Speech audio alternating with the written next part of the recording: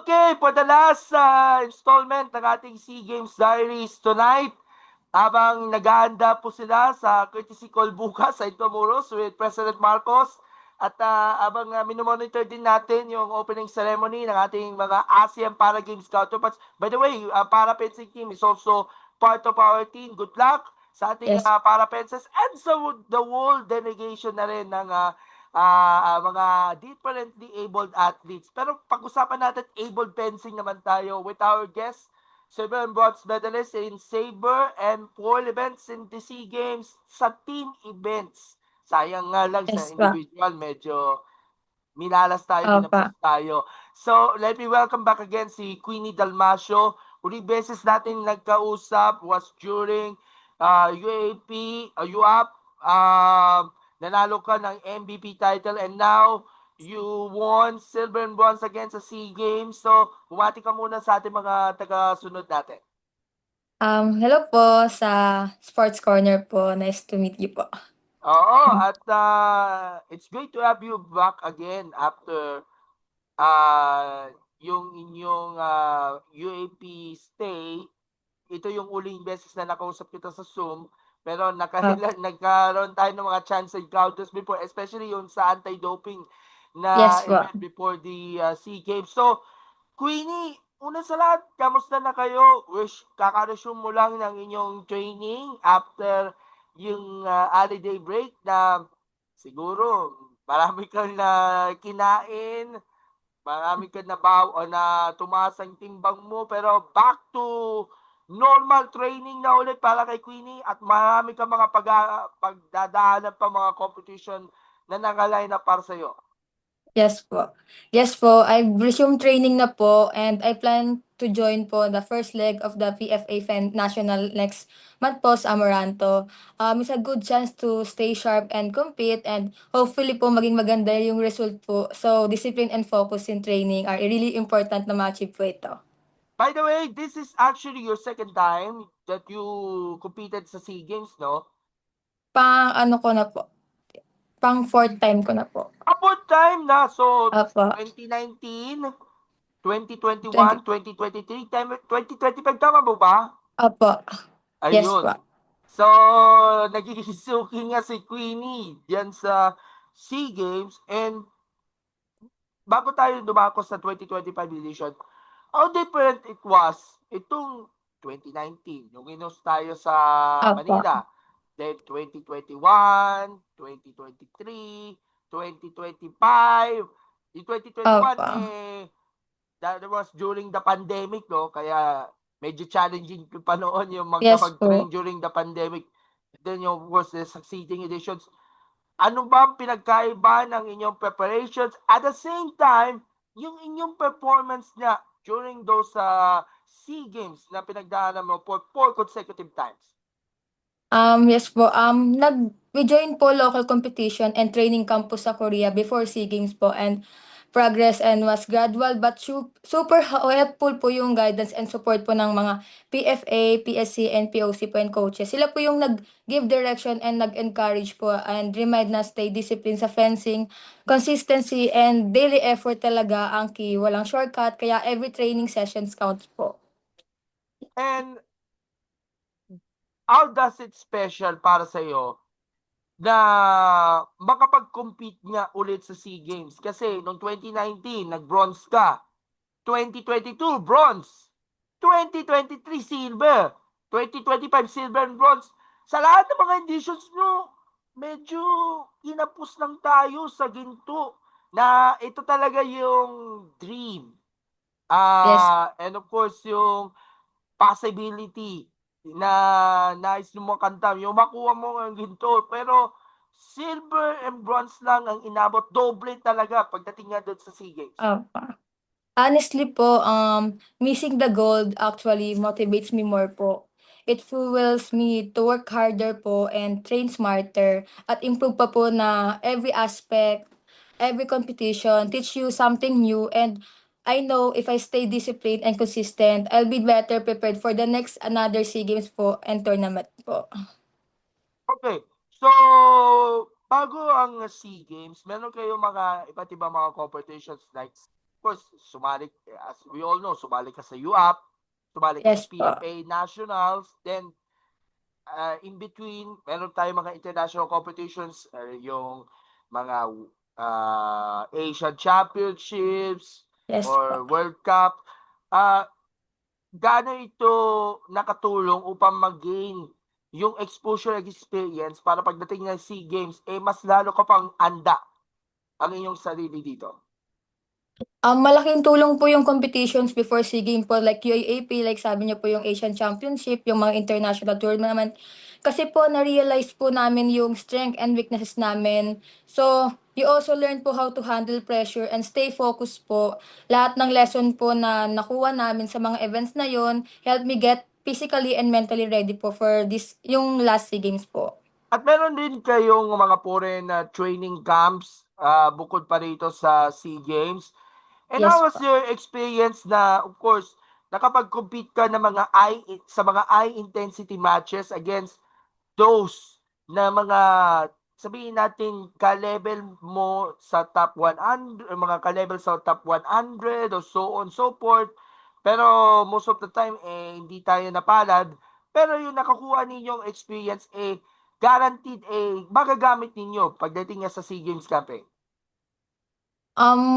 Siguro po yung mga ibang bansa po kasi 'di ba, iba po yung game nila, compare sa'min, eh.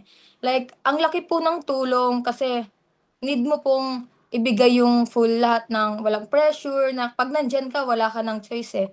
So, parang laban lang po, parang kasarili mo lang din po yung kalaban mo at the end of the day, eh. So yun. So how was your training as a whole team?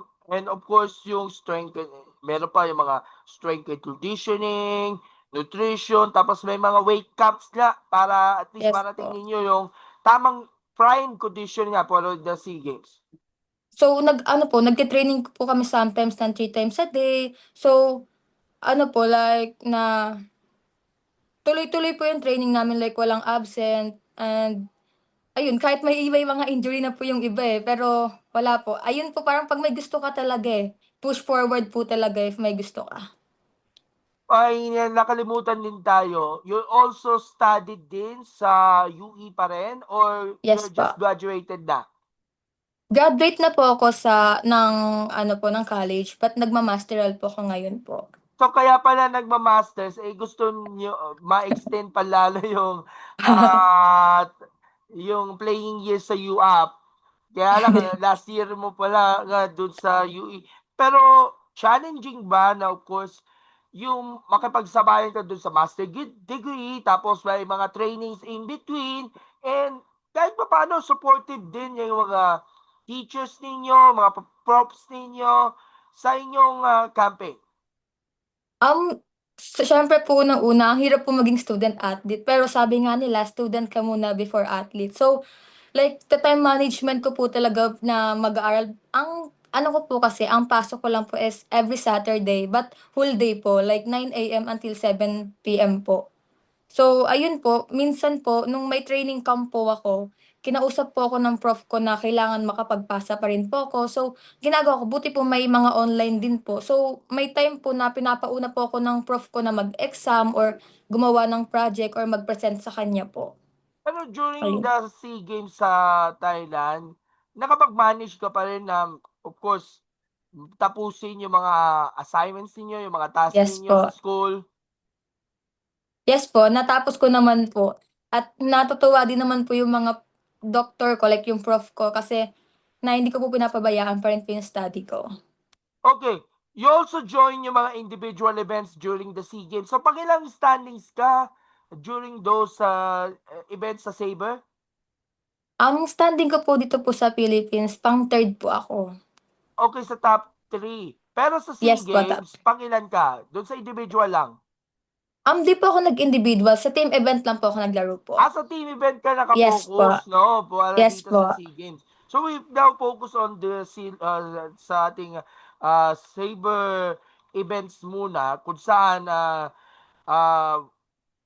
at least nakapag-earn ka ng bronze medal at ang nakasama ninyo during those competition Sandali lang, hindi hinahanap Yes ko po. pa. Si, Jailyn Nicanor and then si Kaku, Yes po, si Kako. Kako de la Sena and then meron bang isa pa 'no? Yes Sino po, si Charmaine Andres po. si Charmaine yung Yes Phil-Am. po. Yung Phil-Ama, yes po.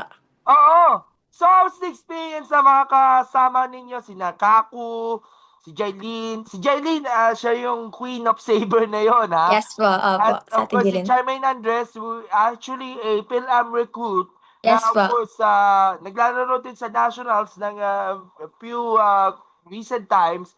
And then ikaw, pusang chemistry ninyo between yung ating mga teammates sa Saber? Ano naman po, like may teamwork po talaga kami, like nag-uusap kami kung paano po yung gagawin namin, gano'n. Like may strategy po kami na sorry po, wait lang po, sorry. Go ahead. May strategy po kami na kung paano po yung gagawin namin. Like si Charmaine po, like bago lang din po siya sa'min. Pero iba po yung teamwork namin na hindi din po namin in-expect na magbi-build po. Pero kami po ni Ate Jeline po kasi matagal na din po kami na magkasama sa SEA Games. And si Kako naman po, kay friend din po namin. So lahat po kami, ang ganda po ng build ng team namin kasi lahat po kami nagtutulungan na paano yung gagawin sa next game. So support pa rin po kami. Tapos si Kako nakapagkalaban ka pa doon sa UAP noon eh. Yes po. Kaya nga maganda talaga yung binubuong samahan ninyo with Yes po. the team na rin. And bukod pa rito, you're actually part of the pool event. Ito kakaiba ito eh. Puro taga UE yung mga kasama Opo. natin. Even though si Jana ay nasa UST. So nakapagtambal ka with the three Katantan sisters. Katantan. Yes po. Sam Katantan na Olympia natin, si Jana Katantan, taga-UST, of course, nanalo din siya ng MVP before sa UAP. And then si Sophia Katantan na pangatlo sa Yes po. pang-apat na Katantan sisters. So, paano ninyo naging nagkabuo itong kakaibang team natin pagdating nga dun sa foil na magkasama kayo ng mga Opo. Katantan and especially UAP naman eh. Opo. Yes. Mga galing UE pala, brother. Yes po, super special po lalo na yung nakakuha kami ng silver medal sa foil, kasama po yung mga Katantan sisters kasi actually po pare-parehas po kaming galing sa QCSEP po. So, magkakaibigan na po kami, bata pa lang po. Kahit si Jana po nasa UST po. So, dala namin yung values na tinuro sa'min ng discipline, respect, and syempre po yung teamwork, di mawawala. Kasi po it's more than just school pride. It's about our shared po na journey as an athlete at love for fencing and especially representing our country po. Okay, so let's discuss what happened, what went wrong, what gone through itong naging performance niya dito sa both Saber and foil events sa team, even though hindi ka nakasama sa individual events. Can you tell us more about what happened during those events? Sino mga nakalaban ninyo doon sa semifinals ng Saber, tapos finals sa foil, at naramdaman nyo ba na kahit napapressure ka, kinakabahan ka, tapos alam naman natin yung mga taga-Thailand and even yung mga Apo. powerhouses ng ASEAN, may mga kanya-kanya mga pakulo o yung mga home court advantage. Kahit pa paano, you raise the bar eye when it comes sa Philippine fencing. Of course po may pressure po especially with home court po ng advantage po ng host. Pero I tried to focus on my game po and trust the preparation kasi sobrang fulfilling po na kahit stressful po yung situations, nakakatulong pa rin po yung team po na nakapag-contribute po sa medal bid ng bansa. Those moments po teach you focus and resilience po under pressure po. Okay, so going into those matches, ano yung siguro yung pinaka-highlight na match na talaga namang inaasahan mo mag-deliver through during this Siyempre, competition? siyempre po sa akin dahil women saver po ako. Nag-short po kami pero hopefully sana po soon sa darating na next SEA Games po, maging maganda ulit yung game namin, ta's maging maganda din po ulit yung team event namin. At sa silver naman po sa women's foil, Masaya po, pero alam ko kung kaya ng women's foil team po, eh. Malay mo po natin next SEA Games, gold na po, sana. Okay. And then, of course, kahit hindi tayo napalad na maka-earn tayo ng gold dito sa bansa, mas lalo ko pang motivated o parang ay Yes boost, ay po. moral na matutupad mo talaga yung pinangako mo na sabi natin, hindi, sabi ni Nesty Petesio, hindi ka into pag wala kang ginto, ah. Opo. Para pagdating sa susunod na competition sa 2026 and even 2027 SEA Games, gold ang target mo. Sana po, ang gagawin ko po is mag-training pa rin po, like dahil tapos na yung SEA Games, so back to zero na naman po ulit. Kasi may mga another competition po. So, hopefully po na sa mga darating na competition or international game na maging maganda yung result at sabi nga po ni Nesty, hindi susuko hangga't di po masusungkit yung gold medal po. Ay, by the way, you have also engaged into courtesy calls sa mga LGUs at nakita natin nag-courtesy call ka rin sa inyong home school sa UE with your fellow alumni. Yes Meron po. din tayo mga nanalo sa judo, meron tayong nanalo sa athletics na galing ng UST na nakilala ninyo. Tapos meron pa tayo sa men's volleyball at lahat. Yes po, nakapag-courtesy call naman din po kami sa UN. Of course, tomorrow po naman kay President such as honor and reminds me that's all support from community and school motivates me to do better po. Oo, at confirm ka pala na pupunta sa Intramuros para dito sa courtesy call na of course, i-cover po natin yan para even though hindi tayo makakapunta dahil na hindi tayo Yes po. pinayagan na i-cover natin, magpo-monitor na lang tayo sa balita. So, nakailang beses na na-meet ninyo ang ating Pangulo, President Duterte noon, and then President Yes po. Marcos na. So, parang aasahan natin na mayroon ata silang magandang balita, especially yung incentives na bibigay ninyo from the government. Yes po. Bukas na po yun. Bukod pa rito, yung LGU ninyo. By the way, taga saan ka pala? Quezon City po. Wala ka pang courtesy call with Mayor Joy? Wala, wala pa. Sana po. Ma- Sana Ma'am, all, hingin natin sa, kay Mayor Joy, o di kaya kay Vice opo. Mayor Gia Nag, na magkaroon ng courtesy call, o di kaya pamimigay ng incentives kasi alam natin, nanggaling tayo sa holiday season at of course, marami mga at mga batang Q citizens natin ang yes po. nananalo sa iba't ibang mga competitions. Pagka naman, Mayor Joy, Yes po, ang dami po naming nakaabang. dami mo kasi nakasabay ng mga iba pa mga key citizen na athletes natin dito Yes. sa competition. So by the way, you now resuming training na after the holidays do. And the next one will be the PFA first leg this coming February sa Amoranto. Ito Yes. yata yung national selection natin kasi pag national team tryouts ka na, automatic back to zero na ulit Yes yung po. ating national training pool. So, dito natin malalaman sa leg 1, leg 2, leg 3, leg 4, leg 5 na kung of course yung overall kung sino ang pwede nating ipangsabak sa iba't ibang competitions. Marami tayong mga upcoming competitions nga. Asian Games, mga World Championships, World Cups, Asian Championships. So, ano ba ang mga pag-aanda na yung gagawin ninyo? Not just sa PFA Nationals, but of course din sa UAP na rin this coming March. This coming March po yung UAP and Asian Games po sa Japan.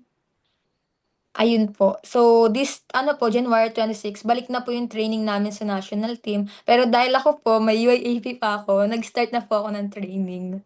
Ika nga, so parang nagkasabay yan.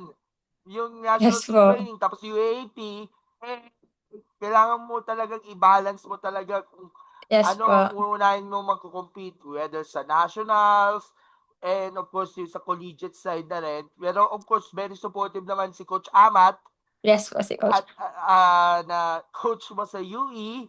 coach Yes na po. rin, siya yung head coach na rin ng buong national team National.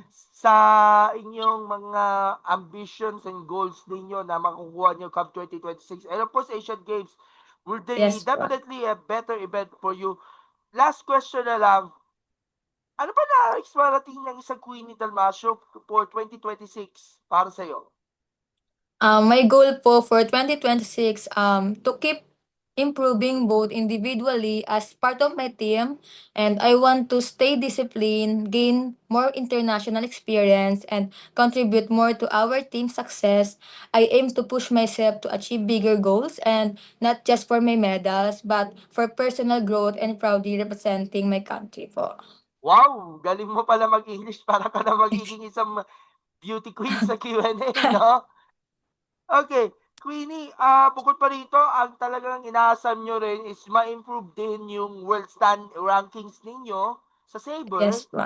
Yan talaga yung ina-ambition nyo rin. And also at the same time, makapag-contribute ka na rin sa mga bata kasi meron tayong mga iba't ibang mga bata na nakikita natin. At the Yes same po. time, nag-referee ka rin sa mga junior, sa mga mini-me.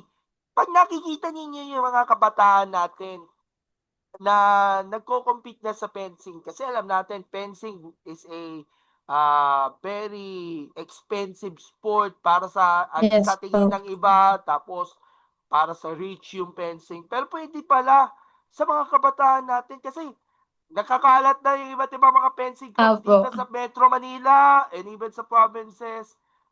Pag namasdan ninyo yung mga kabataan na nagko-compete ng fencing, yung mga katulad mo, ng mga susunod sa yapak mo, ano nararamdaman mo?